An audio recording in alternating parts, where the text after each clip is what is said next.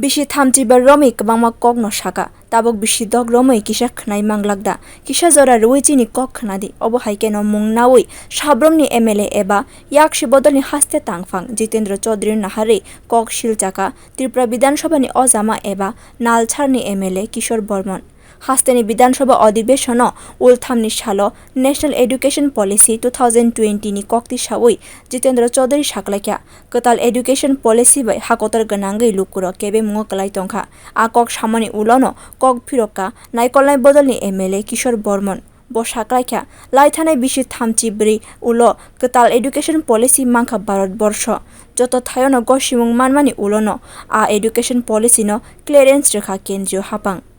৩৫ বছর বলেছেন এই ৬ বছরে শুনতে পারেন না একটু ধৈর্য ধরুন না ধৈর্য ধরুন ব্যক্তিটা ছোট হতে পারে আপনার চাইতে জ্ঞানে কিন্তু অনেক কম হতে পারে কিন্তু আপনি যে নিউ এডুকেশন পলিসির উপর আপনি যে প্রশ্ন উঠিয়েছেন যে সারা দেশে বিরোধিতা হয়েছে নিউ এডুকেশন পলিসি 2020 সালে 29 সেপ্টেম্বর সম্ভবত কেন্দ্রীয় মন্ত্রিসভা তার অনুমোদন দিয়েছে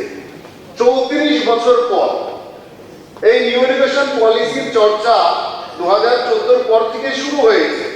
National Education Policy songsajangmani sikang laithanai bisi bao a education policy na tui practice khlaika hakotani joto mongana university ni din vice chancellor speaker te joto naikol nai rok aboni ulono gosimungrekha kendriyo hapang online offline ti khlai kok sengka hakotani rungsrengnai tei rungsrengnai jiksongni thaniwo aboni bagai National Education Policy na tui kebengai mungsabo samung onglakhani saka naikol nai bodol ni MLA Kishore barman aboni logi sabroom ni MLA eba yaksi bodol ni Haste tangphang Jitendra chowdhury bo saklaikya a education policy na tui kaham ki cheri naidi a katal raida hakoton ni rungsreng mungni shebrok no tui boskango thangnai hene wansungmung bini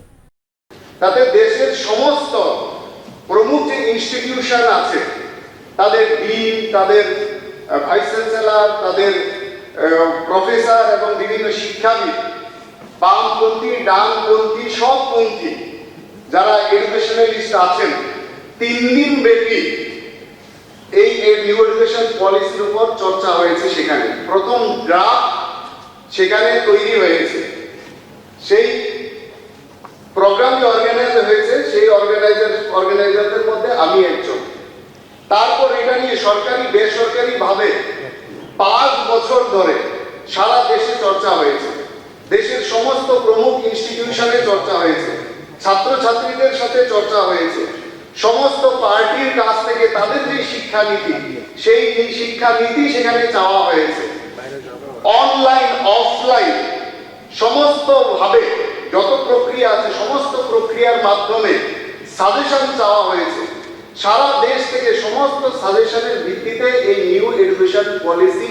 চালু হয়েছে আমি জানি না আপনি এই new education policy আপনি পড়েছেন কিনা নিশ্চয়ই পড়েছেন যদি মনে হয় এর উপর চর্চা হবে আমি আপনার সাথে করতে প্রস্তুত আছি যে কোনো সময় ব্যুরো রিপোর্ট কক্ষরাং।